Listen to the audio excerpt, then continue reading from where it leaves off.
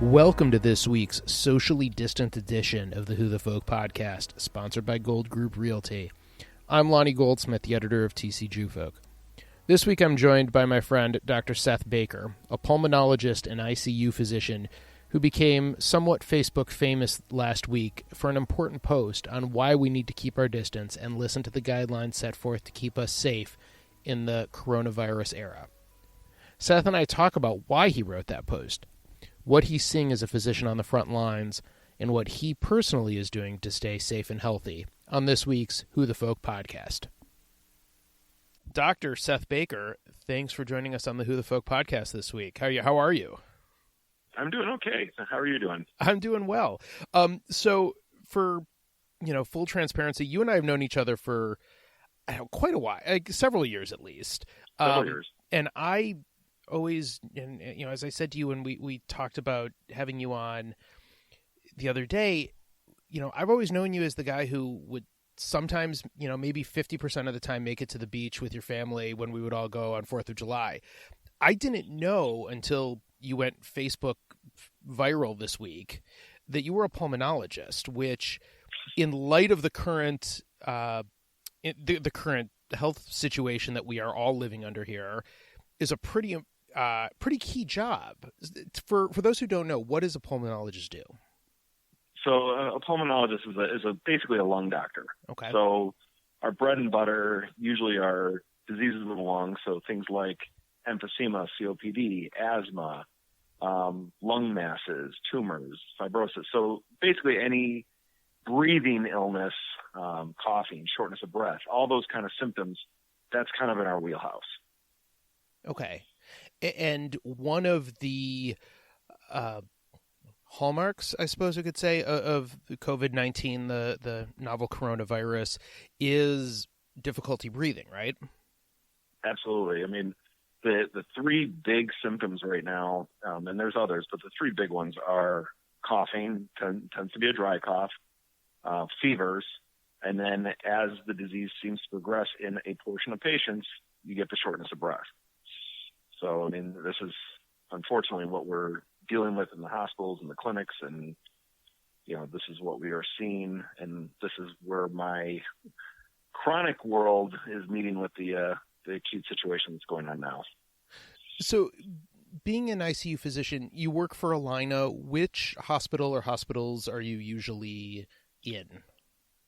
So I'm in the hospitals. I work at Mercy Hospital in Coon Rapids and Unity Hospital in Fridley. Okay. And then I have a clinic in Coon Rapids, the Allina Medical Clinic, where I see pulmonary patients. And I actually do outreach in the Allina Medical Clinic out in Buffalo as well. I go there. I've been doing that for several years as well. Okay. So without obviously not asking you to name names for HIPAA and so many other reasons, sure. It's not really important, but are you seeing patients, are you seeing people come in who are either have tested positive or have met all the criteria that you consider them having come down with the coronavirus? We have, I mean, me, myself personally, or you personally, like, are you seeing, is there, are all cases very, fairly similar in terms of what you're seeing, or? Well, the problem is, the time of the year in the first place is, we're still in flu season and the cold season. So, a lot of these symptoms cross over into a lot of these different illnesses. In the hospital, we are seeing, fortunately right now, the number of confirmed cases is very low, which is great. Mm-hmm. But we are having, and I don't know what the current numbers are, but somewhere maybe 20 patients that we're ruling out on any given day. And Part of the problem is the rule outs take 3 to 5 days somewhere by the time we get the tests back. Right. So same thing in the clinics, but these days we're not even testing in the clinics anymore, per what the health department has said. They don't have the reagents and the capacity to be able to do that at this time. So are tests, in terms of positive, those who have tested positive, I should say, are those low because people are doing what they should be doing, or is it a matter of not having enough tests to be able to positively rule that out? I think I suspect it's the second reason. we're trying to test everybody in the hospital at this time. The tests do take a lot of turnaround time. Hopefully people are doing what we're recommending to do. But there's a lot of tests of outpatient people that meet clinical criteria, and those have been changing, as this is, starting to spread in the community more. The whole travel aspect of this is not as big an issue anymore. Mm-hmm. But the problem is, those outpatients, we're not seeing those people tested anymore. So it's definitely in the community more than we think it is, or at least what's confirmed. Right now the health department is really just sticking with healthcare workers that are at high risk right now with symptoms or exposures, and patients that are being hospitalized, and then the long-term care facilities and nursing home patients that have symptoms. They're really trying to focus on those groups to try to minimize spread, and also to help, not necessarily treat, but at least help us identify the patients in the hospitals that are potentially at risk of spreading this to other people. So are there things that you're doing, both at work and once you get home, that are things that are, obviously you're potentially exposed to it because of what you do, but are things that, like, once you leave the clinic or the hospital, or the things that you can do to help mitigate the spread that are easily replicable for the rest of us who are, either staying at home or only leaving for essential purposes like groceries or medicine or things like that? There's things that I'm doing now. Whether these are fully recommended, I don't know. Usually now, and this is through conversations with my colleagues, of ID colleagues and other what they're doing. And mostly it's we're obviously washing our hands a lot. We're highly practicing social distancing, even in the hospital, like in the doctor's lounge. We are all 6 feet away from each other as best as we can be, which is just a different world in its own right. When I come home, besides washing my hands a lot before even getting into my car, because I am at higher risk probably, for exposure, I come home and I have a Clorox wipes in my car. I wipe down my car seats. I wipe down my, the steering wheel. I do whatever I can in that regard. And then I take off my clothes basically in the garage and go immediately and shower when I come in. I don't, and I keep my family 6 feet away from me until I've showered. I don't even know if that works. Yeah.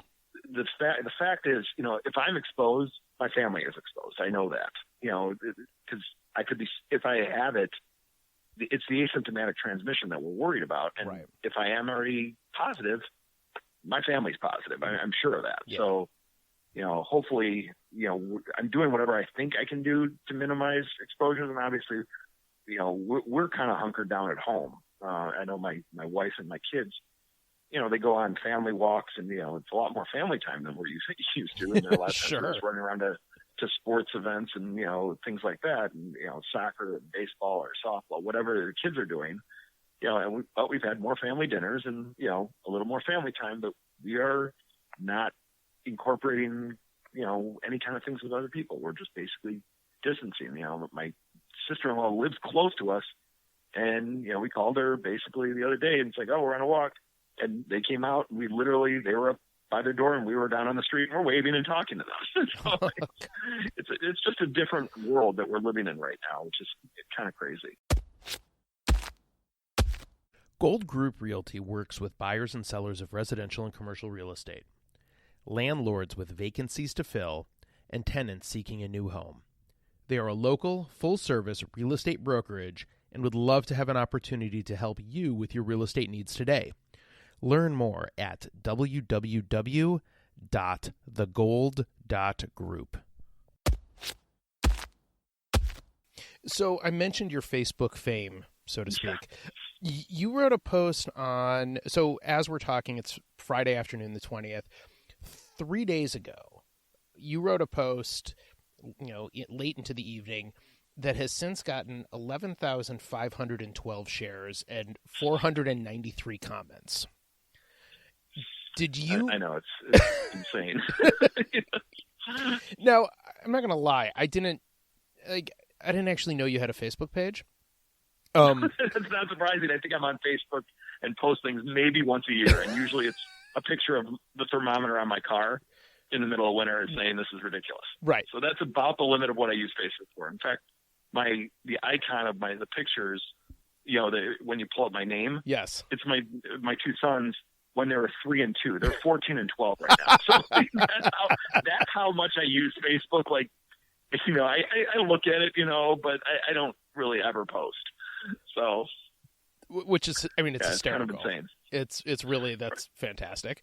But it's, I think, a really great illustration for, in this case, for good of how something can take off and make such a difference. Obviously, it's gone way outside of the circles you would have thought that it would have reached. Did you, when you wrote this piece, and we're going to link to it in the article and in the show notes so people can take a look at it, you talk about why it's so important to do the social distancing and how people need to just do the uncomfortable, basically, and put their lives on hold for a little bit. What was it that sort of drew you to make such a sort of impassioned plea in such a setting? Well, so it was interesting. So Wednesday I came home from work after dealing with putting on donning and doffing our protective equipment with certain patients, and just hearing the reports on the news about doing social distancing, and this is what we have to do, and knowing that the schools had already closed, as what happened this weekend, and I drive home, and literally as I'm driving, there's groups of teenagers walking around, hanging out together, because that's what they do. And then, I get home and there's, elementary school kids playing basketball at a neighbor's house. And I'm sitting there, I tell my wife, I'm shaking my head. She's frustrated because she hears what I'm hearing. And, and then I go on, whatever newscast, CNN or whatever it was, and see these pictures of beaches full in Florida. And I don't understand how the message is not getting out. I understand it's different, but it is so frustrating to me, so many of my colleagues saying, this is a bigger deal than you guys think it is, and I kind of laid it on my posting. It's not so much, yes, I'll be the first to admit, I'm nervous about getting COVID. I'm nervous about giving it to my family. I'm nervous about giving it to my in-laws. It's my patients. These are the high-risk patients. The average 30-year-old, they may get symptoms. They may have mild symptoms, but they're probably going to do okay. Now, if you look at data coming out of Europe, most of their ICUs are actually filled with people under 60 because they're not actually putting patients over 60 on ventilators. So, and that's a whole different topic. But so there are young people that are getting sick, can get pretty darn sick from this. And what we're worried about in the hospitals, and this is, we can even talk about that, is the adjustments we're having to make for what we're anticipating we're going to hit in probably somewhere between 1 and 3 weeks. We're about 10 to 14 days behind Europe right now based on the trajectories of the cases. And that's, if we start filling our ICUs and our ventilators with these COVID patients, which at this point, at least we can in the Twin Cities at least, but that may go away. Right. It's the other things we deal with day in and day out that we are not going to be able to care for as well. The heart attacks that come in, because those are still going to happen. Patients with cancer, those are still going to happen. And if you don't have the capability to deal with the regular, usual, difficult things that we deal with, we're going to look at patients that are going to die. And it's not that they're dying from COVID, which there's going to be plenty. Right. It's people that are dying because we can't deal with those patients because of COVID. Right. I think that's the thing that, I watch probably far too much news right now because it's not the most uplifting thing in the world. But, that's one of the things that doesn't get talked about. We hear all and read all of these things about COVID-related, deaths and how many, the numbers as it relates to that. But we don't think about the fact that everything else, just because this is raging, doesn't mean everything else that people would normally have to be admitted for gets put on hold. That's right. And that's, in our hospitals and our clinics, and I obviously, I deal with lung cancer a lot, other cancer some, but lung cancer a lot in my field. We're still doing those evaluations. Because you can't wait 3 months, on a big mass in somebody's chest. Right. You have to do the workup and you have to do the treatments. But, where I was going to go with this is we've now, as much of the nation has, we've stopped elective procedures. Well, they are elective technically, but an elective procedure also in some institutions may be, let's say, a heart valve surgery. Well, that might be an elective procedure. Okay, well, the patient may survive a few weeks without their new heart valve, but what happens if they go into heart failure a month from now and they wouldn't have if they had the valve replaced, and then they pass from heart failure? That's not necessarily a COVID death, but it's related to the changes that we're making in the hospitals to deal with this. Right. So it is a bigger deal than people realize, because, I mean, I'll be the first to admit, this is something none of us have ever fathomed, really. And we're all kind of just learning. We're learning by experience, and we're learning by what the rest of the world is going through and what they're dealing with, and we're trying to make adjustments to deal with this. But this is going to cost lives outside of the actual infection from the disease itself. When did you, as a physician, as somebody who sort of watches what happens in your field with trends and whatnot, when did you and your colleagues first know that something of this magnitude was heading our way? I mean, I've been keeping an eye on it now. I'll be the first to admit, I wasn't. I was probably buying into the this is probably going to be a little bit more than a flu, except for some patients and things like that, until I started seeing the reports coming out of Italy, which, was probably in mid-February. At that point, I was starting to get more nervous. And ironically, Illini-wide, ironically, the ventilators were all being changed to the same ventilator in March. I think it was like March 10th or March 8th or something like that. Okay. And that was just an Illini-wide decision. It was already well in the works before this. This is, a business decision from months and months and months ago. And just on a whim,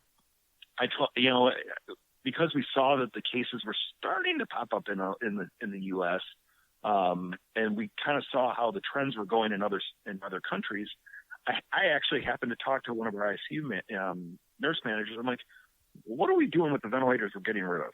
And this is, I think, maybe like March 2nd or March 1st. Well, right now we're supposed to get rid of them and send them back to the company. And I actually said to them, I'm like, why don't we store them? Why don't we just keep them? So, and that got pushed up the line, and, initially it was poo-pooed, and then it wasn't poo-pooed because everybody started realizing the same thing. So I would say the medical community in the United States, and this is lay docs like me, just, community docs. Yeah. We started really kind of getting worried about this probably late February and into maybe the first few days of March is really when we started talking more and more about it. And then it's obviously just exploded and ballooned in the last, week and a half, as the cases have really started shooting up, and we're seeing the effects. California's basically closed down the airlines. Obviously this is just unbelievable territory that we're going into, and there's no right answer. I mean, I guess the best answer right now is everybody hears about flattening the curve. What does that mean? It's not that it's going to stop the spread of this. It's meant to slow the spread down so that we can deal in the medical field with the regular stuff plus the extra burden that the COVID patients are going to bring. If we get, thousands of patients over the course of a week, that's going to overwhelm the system. And people are going to die from other illnesses that we can't deal with. If we can, quote unquote, flatten the curve, then we can at least absorb the regular stuff and hopefully, mitigate a lot of the tragedies that may or may not occur with this. Yeah. And I think that's such an important thing, because I think a lot of people think flattening the curve is just to reduce the number of COVID patients, but the downstream effect of that is that, or what I'm hearing at least, the downstream effect of that is that we prevent the healthcare system as a whole from getting overwhelmed. Correct. All right. Well, can I end this on two fun, frivolous, fairly nonsense questions? Absolutely. Excellent. I think we all could use some of that. I thought so. So this is the way we typically end these, the Who the Folks. Your favorite Jewish holiday? My favorite Jewish holiday? I mean, Hanukkah. I like presents. I'm still a big kid at heart. Absolutely. And, I think when you have kids also, it's just, you also sort of, as much as you like stuff, you get to sort of live it through their eyes too. Yeah, I would say Passover too. And obviously that's coming up around the corner. Sure. We always have a big Seder at our house. My wife does a great job. My father-in-law and I lead it at various points in the Seder. So I do like that because I like the family time it brings. That's probably the second. If I had to pick two, those would be the two. And Passover is going to look a whole lot different for a lot of people it this will. year, unfortunately. Yeah, we might be doing a virtual Passover with our family. I think a lot of us, a lot of Zoom, a lot of FaceTime, a lot of Skype. Yeah. I wish I had bought stock in Zoom. I never even heard of it until the last week. Nope, I can understand that. And last question: favorite Jewish food? Favorite Jewish food? If I had to go, oh God, that's hard. But probably matzo ball soup. Okay. I like a good matzo ball. Who doesn't? Anyone's in particular? Any restaurant? Any person? Can get family members mad at you? I mean, actually, no. I'll take that back. Actually, if I had to pick one thing, it's my mother-in-law, my aunt's haroset for Passover. That is my far and away favorite. My wife actually took her recipe and now makes the same thing. So, is there something special about it that I don't know. I don't know if it's special, but basically they make they used to, when I was growing up, they used to make an entire extra bowl just for me. That's incredible. Yeah. Well, Dr. Seth Baker, thank you so much for joining us. Thank you. Most importantly, thank you for the work that you're doing and trying to keep everyone that you can safe and healthy. And please, by all means, pay attention to his tips. They are basic and key, but obviously really, really important in the social distancing era. So thank you for joining us. My pleasure. Thanks for having me, Lonnie, and stay safe. You too. Thanks so much for listening, and thanks to Gold Group Realty for sponsoring this week. If you haven't yet, please subscribe, rate, and review the show. If you have someone who you think should be on the podcast, please email me at editor@tcjewfolk.com. The Who the Folk podcast is a product of Jewfolk Inc. and part of the Jewfolk Podcast Network. For more shows, check out tcjewfolk.com/podcast.